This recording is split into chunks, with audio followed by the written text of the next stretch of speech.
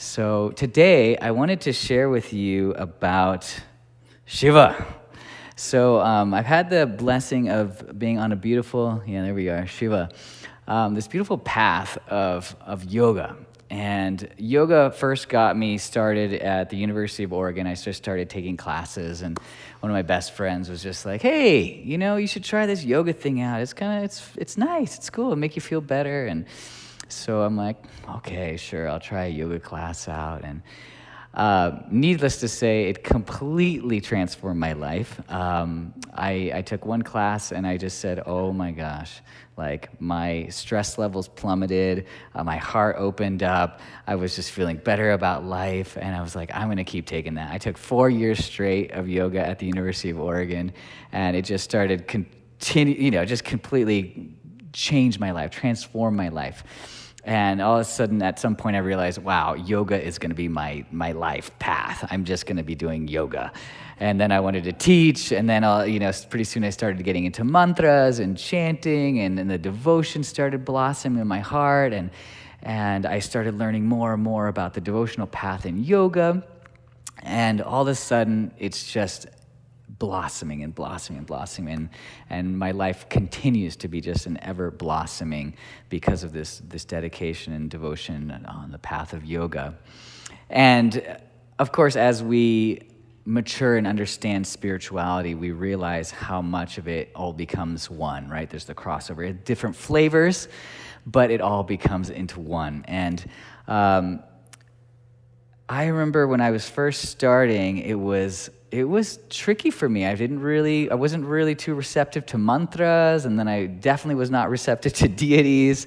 I was definitely more in the atheist camp first, and then kind of had my awakenings, and so the deities and the concepts of that devotion to deities was kind of like the last threshold to like really push me over to the devotion in that sense. And I felt like what was really important for me was to understand the context, both in a historical and cultural context, but then the relevancy of my experience with the deities, and why is Shiva and the deities that come out of this yoga Vedantic tradition, why have they been around for thousands and thousands and thousands of years? Like, why don't they get old? Like, why doesn't it like fade? Why isn't this system just kind of like, okay, it's over with, right? Like, how many thousands of years are we gonna be devoted to Shiva? When does it like go out of date? Well, the deal is that if it's eternal, if it's timeless, it will never go out of date, and it will never be irrelevant for our times. So no matter what, this is why it's called the Sanatam Dharma. So Dharma means like the path of spirit, the spiritual evolution of our own personal growth, and that represents, there's 3 components of Dharma. First and foremost, it's our own dedication to our own evolution, our individual evolution. And then our evolution with Mother Nature, our continual harmony and growth with Mother Nature. And then it's how do we relate with also the humans, in our sense of service and duty, to offer our gifts, offer our calling. What's our calling, and what's going to really feed our heart? Okay, so Sanatam means the eternal Dharma. It's like these teachings, if they go out of date, then it means that they're not timeless. So that means they're just gonna go out of date. They're not actually relevant for the eternal timeline of consciousness. And so a teaching that comes out of these teachings for like Shiva is a way of connecting with the timeless teachings, the timeless sense of self. And when we relate to Shiva, Shiva is that aspect of consciousness which was teaching us about dissolution, of transformation, of death, of the letting go. All those times where we're feeling like, the big challenges of our life, the big transformations. And so I want to just talk a little bit here, because this is a great iconography of Shiva. So Shiva here is dancing, and he is dancing with a ring of fire. He's dancing in the ring of fire. So this is a very famous depiction of Shiva in what's called the Nataraj. The Nataraj is the dance. He's in the dance of transformation, the dance of dissolution, the dance of death, the dance of letting go. So he shares with us, the teachings represent, like, can we dance when we're in the fire of transformation? The transformation, the dissolution, the apocalyptic experience of a COVID or a pandemic. Can we dance? Can we find our balance? Even amongst all the fear, all the upheaval, all the chaos, all the divide, can we find our center? Can we find not only our center, not only our dance, but Shiva is said to be doing the dance of bliss, the Ananda Tandava. Tandava is the dance, and the bliss is Ananda. So the unending joy of having that perspective of, you know what? This is just part of life. This is part of the creation. This is how consciousness works. There's a creational part of it, there's a sustaining part of it, and there is going to be a dissolving, a dissolution. And that happens at so many levels of our being, right? So that's why there's so many teachings on Shiva. This is why Shiva's known as the great god, Mahadev. Because ultimately, the greatest opportunity for us is to face our fears. And in particular, what's the greatest fear? What's the fear of COVID? Death. So what do we have to face? What do we have to embrace? What do we have to dance with? Is that fear, even though that fear, and of course we can talk ourselves, and we've read spiritual teachings about it, and it's like, oh, death is just this great opportunity to go back to God. It's like, let's celebrate death. Yes. And then when it starts facing you, actually I had a change of thought about death. I actually don't want to leave. And I realize I have a lot of attachments about being human, And when it comes to my relationships, when it comes to food, I realize that I actually really love planet Earth, and I'm not really ready to leave Earth yet. So let's hold on for just a little longer. Let's do everything that I can to hold on. And we will. It's kind of part of how human nature is. We hold on until life forces us. Or we can have a certain level of realization to let go, to surrender, and be with what is. And how many times have we seen it within our own self, within our own storylines, and within so many other storylines that's just gripping. No, I don't want to let go. I don't want to let go. I don't want to let go. I don't want to transform. I don't want to change.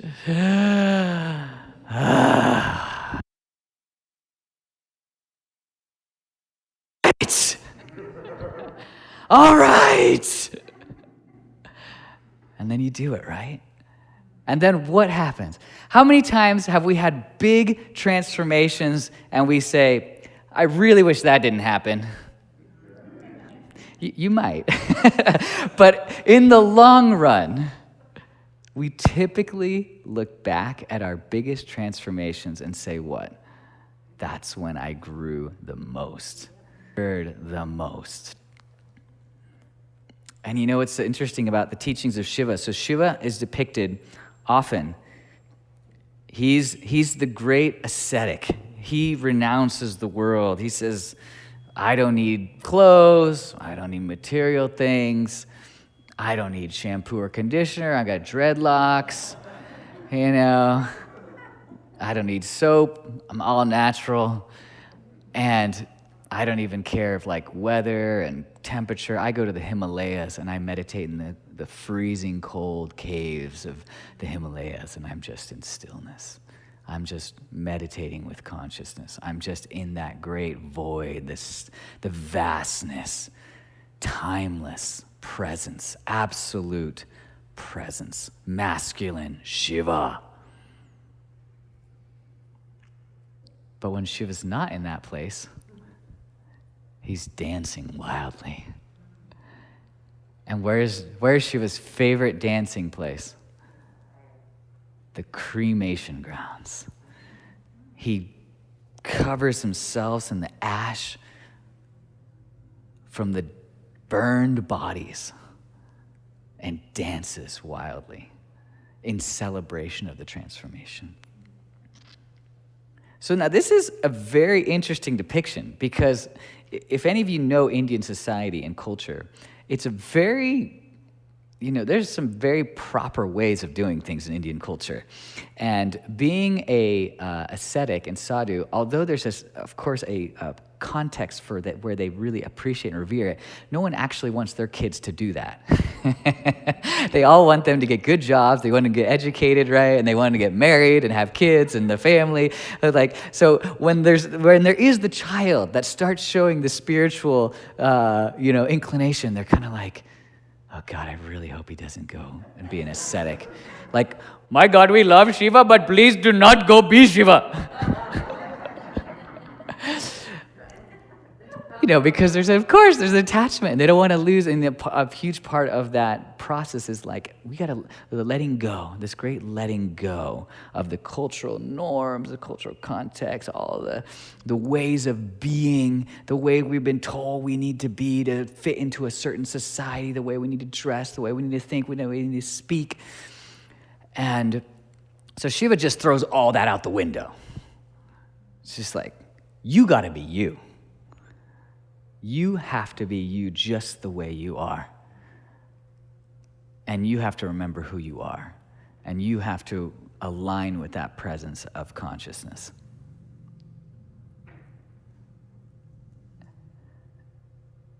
So, how do you do that? How do we embrace who we are amidst all that comes at us?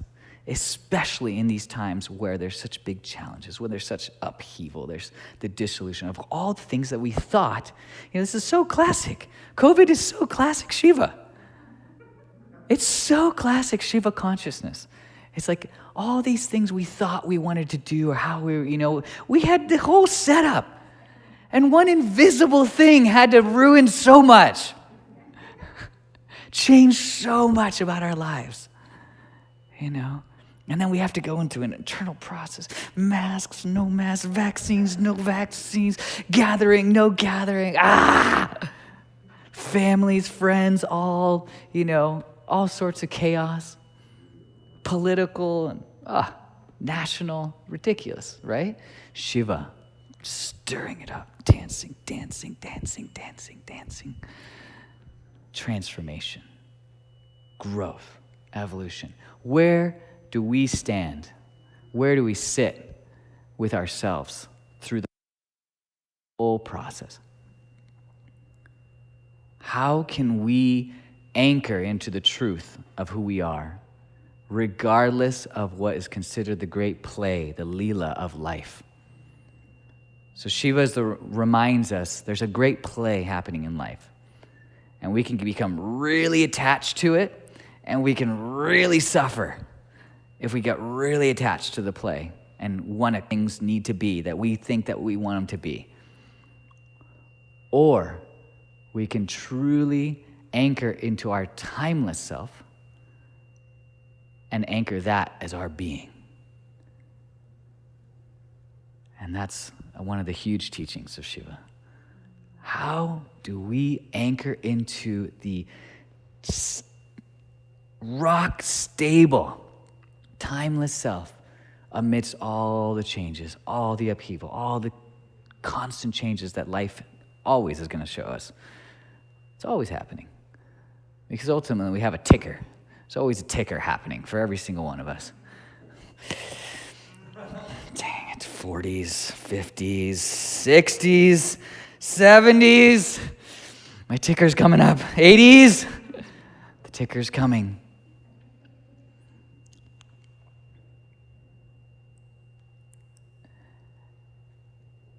How do we use the emotional states that come with all the transformation and get back into that place of surrender and offering back for the gratitude of life and the gratitude for all the changes.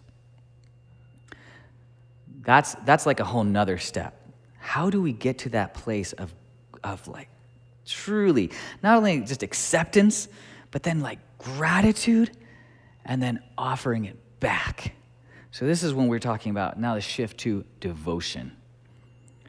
How can I transform all the emotional states that come with all the upheaval, all the dissolution, and then give it back to source, give it back to consciousness, give it back to God, and being like, wow, in all your incredible majesty of life, all the incredible experiences I have, all the challenges I've had, everything in between, how can I be in this place of just reverence, of devotion? And so in this great yoga tradition, there's all these practices of devotion, the practices of kirtan, the practices of the call and response. And in that call and response, we typically are chanting the names or qualities of say, in this case, the deity. So we're going to particularly focus on Shiva. And is this on? Doesn't seem like it's on. Anyways.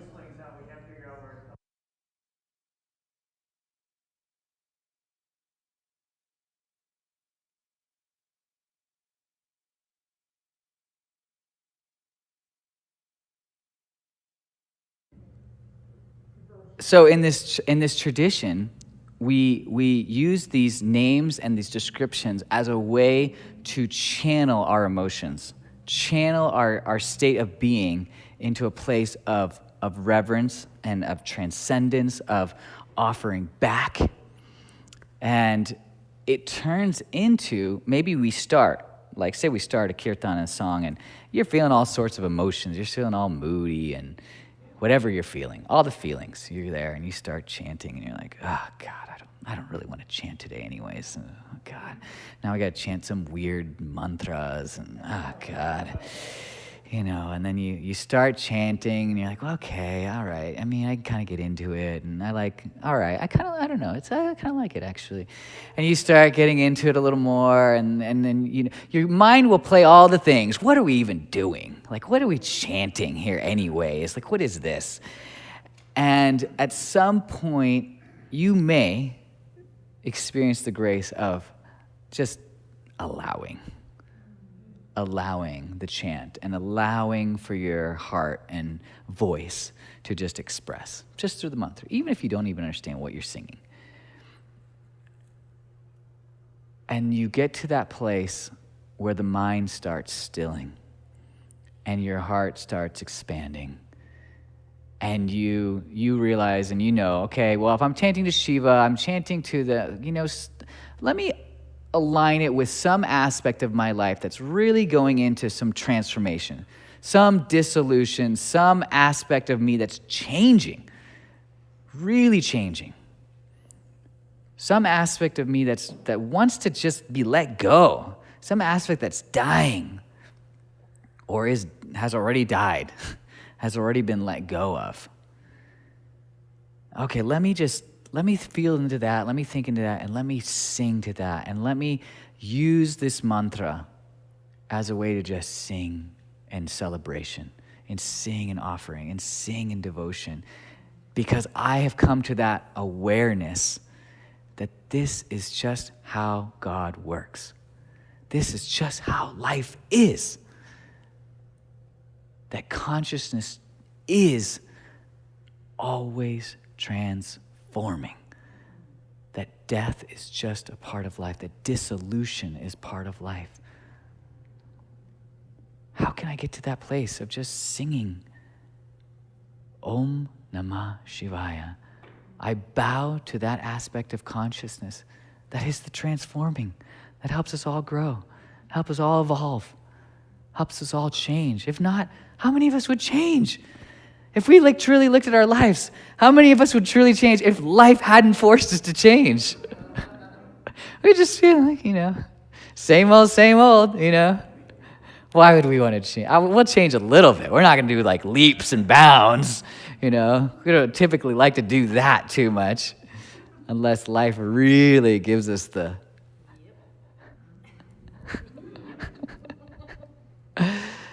So we sing. So I would like to introduce this next chant for us to just go into and just hold that into your field of awareness. We're talking about Shiva, the transformative aspect of consciousness as it relates to the yoga tradition. And hold that, and then we'll chant. So here we have a chant. It's this beautiful chant. So let's go to the translation real quick before we go into that. Or if you have both, we can do both. So we have these different names. So maybe some of you heard some of these chants, classic chants like Shiva, Shiva, Shiva, Shambho, or Shiva, Shankara. So these are all different names. So Shambho, the simple one, the ascetic. Shankara, destroyer of doubt and the doer of good. Namaha or Namaha is, I honor, I salute, or I bow. This is the root of like namaste, namastasye. There's all these different namo, namaha. All these are the root of just reverence, of appreciation. Shivaya, to Shiva, the auspicious one. Yes, it's typically as the auspicious one. The cosmic dancers, again, the Nataraj. Girija, so we'll bring in a little bit of this description, is a name for Parvati. So Parvati is Shiva's partner, Shiva's consort. I don't have time to go into that story. We'll have to do that'll be another story. That's right. Okay. And then Arunachala, a mountain in India, in the southern part of Kailash. So there's particular mountains and regions that are very well known to kind of be very auspicious places for Shiva. And so we invoke that, we bring that into this chant. You could almost think of like, it's interesting, like in our context, like what would the three sisters and bachelor, what do they represent on a spiritual level for us, as they hold so much space as we look out into the mountains and we see the beauty of them. I mean, what would it be without the three sisters and bachelor? I mean, Ben would just be a completely different experience. Sisters would be a totally different experience. So there's this incredible reverence. And in that reverence, a lot of times it's depicted that there's, the experience of consciousness is through these volcanoes or through the mountains. And then it's, of course, particular ones that are very auspicious are associated. These ones in particular are associated with Shiva. Okay, so we'll go back to the chant. We'll bring up the musicians here, and we'll do a chant together, and we can just see how it goes. So now I just invite you to tune into your emotional state. Tune into your heart and just sing from your heart.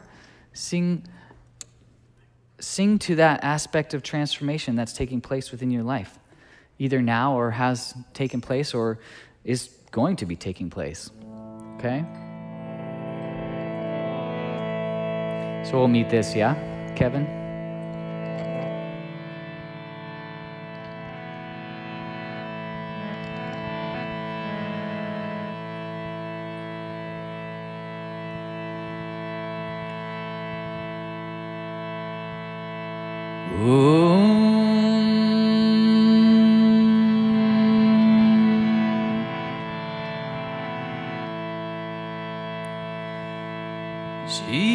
Shivaya Namaha,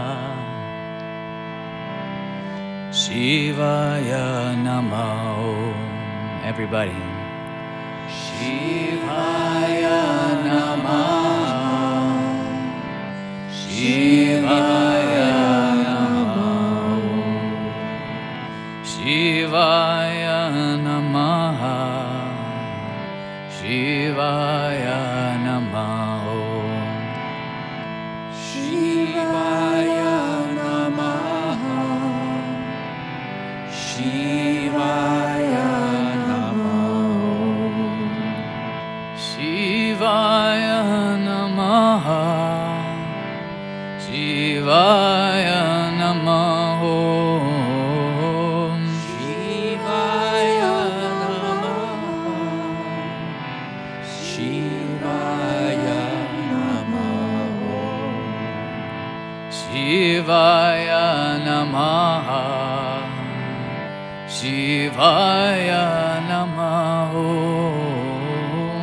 Shivaya Namaha.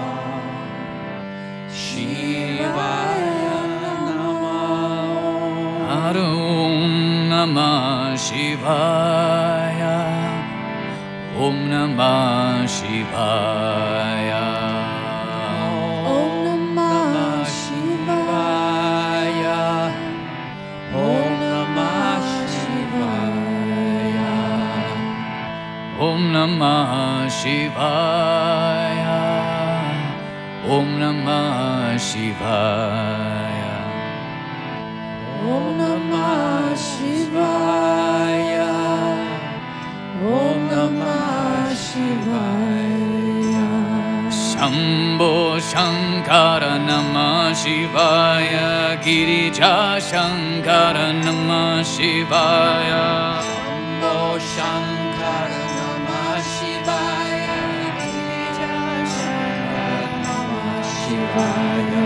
Shambho Shankara Namah Shivaya. Girija Shankara Namah Shivaya. Shambho Shankara Namah Shivaya. Girija Shankara Namah Shivaya. Om Namah Shivaya. Om Namah Shivaya. Om Namah Shivaya.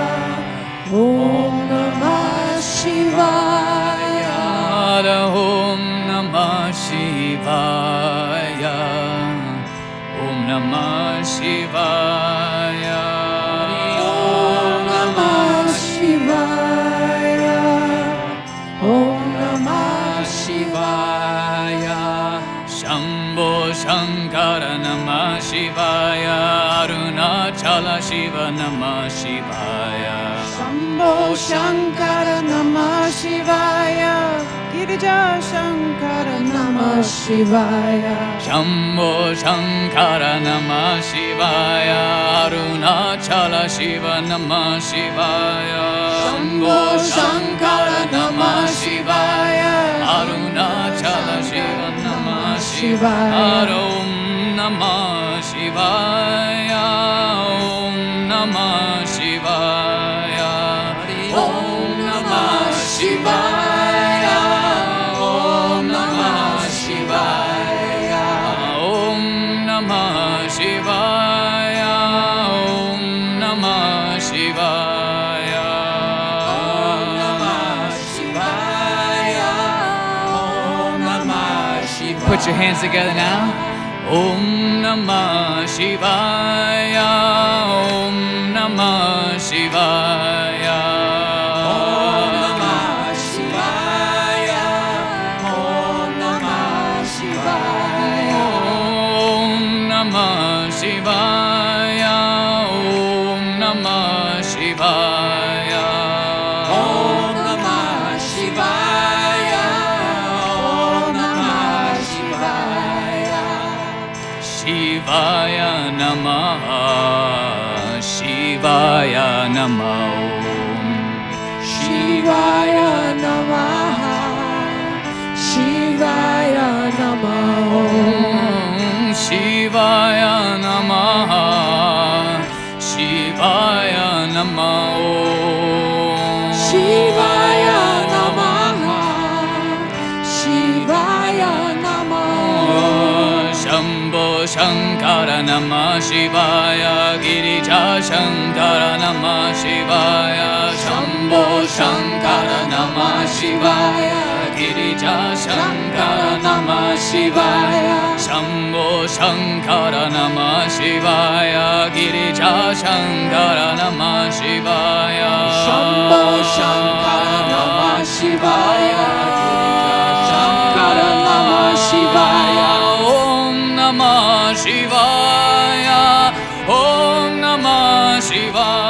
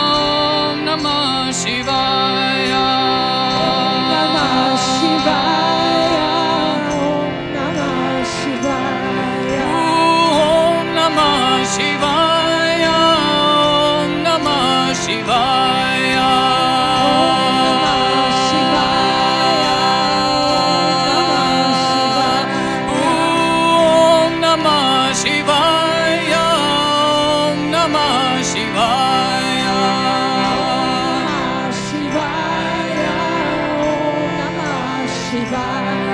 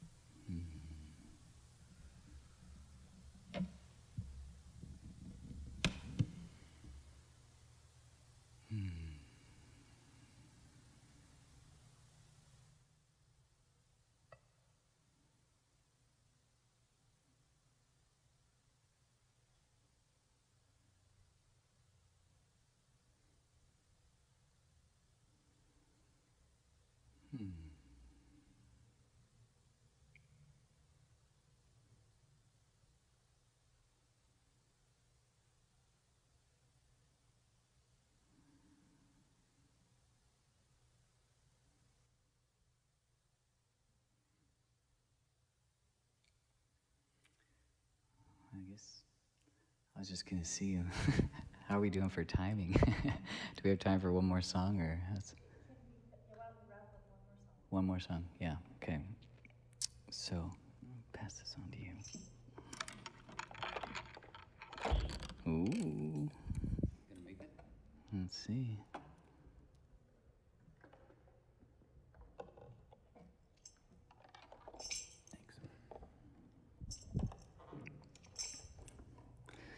So, were you all together?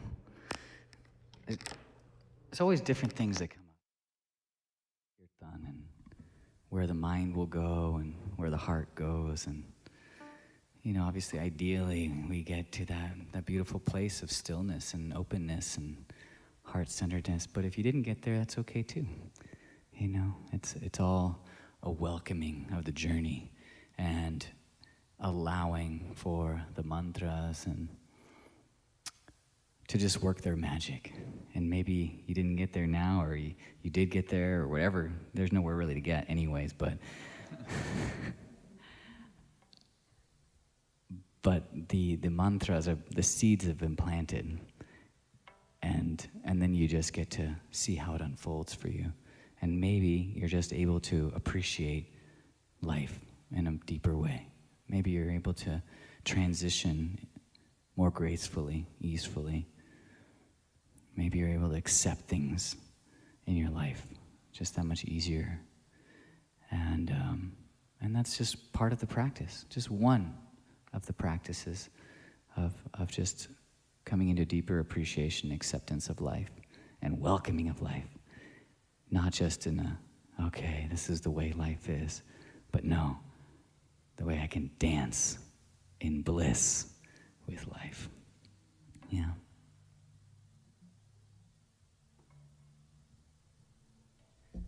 So I wrote this other song, and this is an English song. interesting in the sense it's kind of a little more on the modern twist to it. But with this mantra, Shivoham. Shivoham means I am. Aham is I am. And Shiva is that consciousness, that aspect of consciousness that is one with the stillness, the void, the vastness, with all of transformation. So I'm one with all of it. So let's try this out.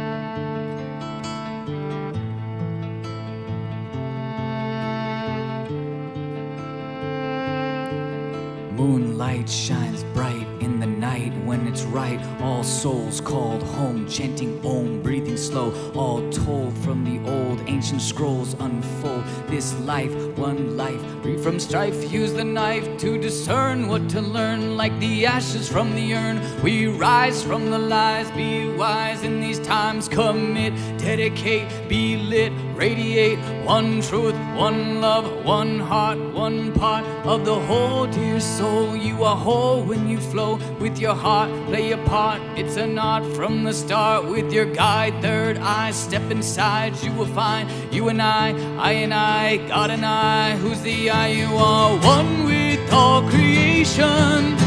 A soul in transmutation, from forgetting to remembering. All is love. Oh Spirit, oh Creator, hear these ancient prayers that today we might illuminate our souls. Shivoham, Shivoham, Shivoham. All together. Shivoham, Shivoham, Shivoham. Shivoham, Shivoham, Shivoham. Shivoham, Shivoham, Shivoham.